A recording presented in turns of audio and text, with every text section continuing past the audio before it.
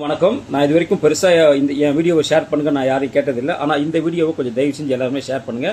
ரொம்ப ஒரு முக்கியமான ஒரு விஷயம் இது. ஏன்னா இன்னைக்கு ஒரு மிகப்பெரிய ஒரு பொய்யை இஸ்லாமிய இயக்கங்களும் தாவேக்காவும் அந்த இஸ்லாமிய தலைவர்களும் பரப்பி கொண்டிருக்கிறாங்க. அது என்னன்னா, ஜிஆர் சுவாமிநாதன் என்னவோ இந்த இஸ்லாமியர்களுக்கு சேர வேண்டிய 3.5% இடஒதுக்கீட்டை ரத்து செய்து விட்டார், இது இஸ்லாமியர்களை மிகப்பெரிய ஒரு பாதிப்பை ஏற்படுத்துகிறது என்று மிகப்பெரிய ஒரு பொய்யான குற்றச்சாட்டை இன்னைக்கு இவங்க அடுக்கி வைத்துக் கொண்டிருக்கிறார்கள். அது உண்மை கிடையாது. சொல்ல என்ன நடந்துச்சு அப்படின்னா, இந்திய அரசியலமைப்பு சட்டத்தில் மதம் ரீதியாக யாருக்கும் இடஒதுக்கீடு கொடுக்கக்கூடாது என்பது ஒரு கொள்கை ரீதியான அண்ணல் அம்பேத்கர் அவர்கள் எடுத்த ஒரு கொள்கை ரீதியான முடிவு. அதாவது மதம் சார்ந்து யாருக்குமே கொடுக்கக்கூடாது அப்படிங்கிறதுனால தான் அந்தந்த மதத்துக்கு உள்ள இருக்கக்கூடிய தாழ்த்தப்பட்டவர்களுக்கு அந்த இடஒதுக்கீடு என்பதை கொடுத்து கொண்டிருக்கிறார்கள்.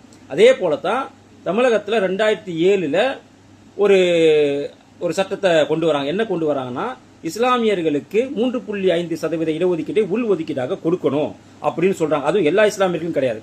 அந்த இஸ்லாத்திலும் ஜாதிகள் நிறைய இருக்கு. கிட்டத்தட்ட ஒரு 450க்கும் மேற்பட்ட ஜாதிகள் இருப்பதாக சில தரவுகள் சொல்ற.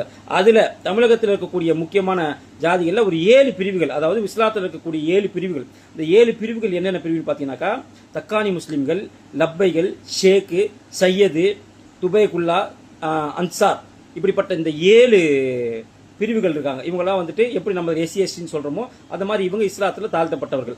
அவர்களுக்கு தான் அந்த 3.5% இடஒதுக்கீட்டை தரணும்னு அந்த அரசாணை சொல்லுது. அந்த அரசாணை இன்னை வரைக்கும் அப்படியே தான் இருக்கு.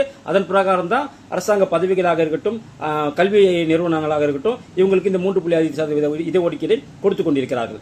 இப்ப என்ன நடந்துச்சுன்னா, நடுவுல இந்த திமுக அரசு என்ன பண்றாங்க அப்படின்னா, 2024 பார்லிமெண்ட் எலெக்ஷனை கணக்கில் கொண்டு இஸ்லாமியர்களோட ஓட்டு வேணுங்கிறதுக்காக அந்த 3.5% ஒரு திருத்தத்தை கொண்டு வராங்க. என்ன திருத்தத்தை கொண்டு வராங்கன்னா, அதாவது மதம் மாறுவாங்க இல்லையா, இந்து மதம் வேண்டாம் என்று சொல்லி இஸ்லாமிக்கு மதம் மாறுறாங்க பத்தியா, அவங்க மதம் மாறி வரும்போது இந்த 7 பிரிவுகள் ஏதாவது ஒரு பிரிவுகள் அவங்களை சேர்த்து அவங்களுக்கும் இந்த 3.5% இடஒதுக்கீட்டை கொடுக்கணும் அப்படின்னு தான் இவங்க சொல்றாங்க.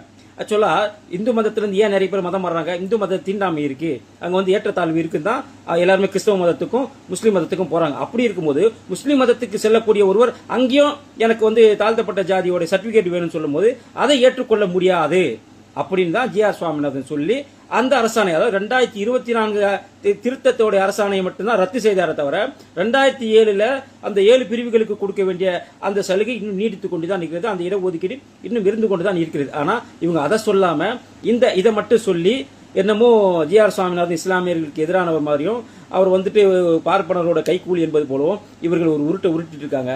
இப்போ நான் என்ன கேட்கறேன்னா, இவங்களை கேட்கக்கூடிய ஒரே கேள்வி, இஸ்லாத்திலிருந்து ஒருவர் மதம் மாறி இந்து மதத்துக்கு வராருன்னு வச்சுக்கலாம், அவரு எனக்கு தாழ்த்தப்பட்ட ஒரு சர்டிபிகேட் கொடுங்க, எஸ்சி சர்டிபிகேட் கொடுங்க, எஸ்டி சர்டிபிகேட் கொடுங்கன்னு கேட்டாக்கா திருமாவளவன் கொடுப்பாரா? அதுக்கு திருமாவளவன் ஒப்புக்கொள்வாரா? சமூக நீதி அமைச்சர் வன்னியரசு ஒப்புக்கொள்வாரா?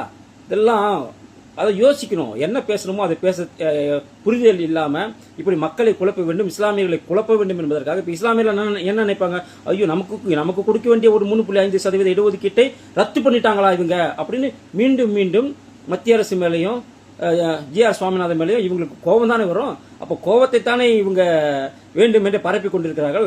அப்ப உண்மையிலேயே கலவரத்தை தூண்டும் விதமாக, மத கலவரத்தை தூண்டும் விதமாக, ஜாதிய தூண்டுதலை தூண்டும் விதமாக பண்றது யாருன்னு பாத்தீங்கன்னா இந்த பிரிவினைவாத அடிப்படைவாத ஜாதி அமைப்புகள் தானே பண்றாங்க. இது போல கருத்துக்களை பரப்பி தயவு செய்து மக்களிடையே ஒரு குழப்பத்தை ஏற்படுத்தாதீங்க. அவங்களுக்கு இருக்கக்கூடிய அந்த 3.5% இடஒதுக்கீடு அப்படியே தான் இருக்கிறது. 2024 கொண்டு வந்த திருத்தத்தை தான் அவங்க ரத்து பண்ணியிருக்காங்களே தவிர வேற எதையும் பண்ணல. அதனால் தயவு செய்து இந்த வீடியோவை கொஞ்சம் ஷேர் பண்ணுங்க ப்ளீஸ்.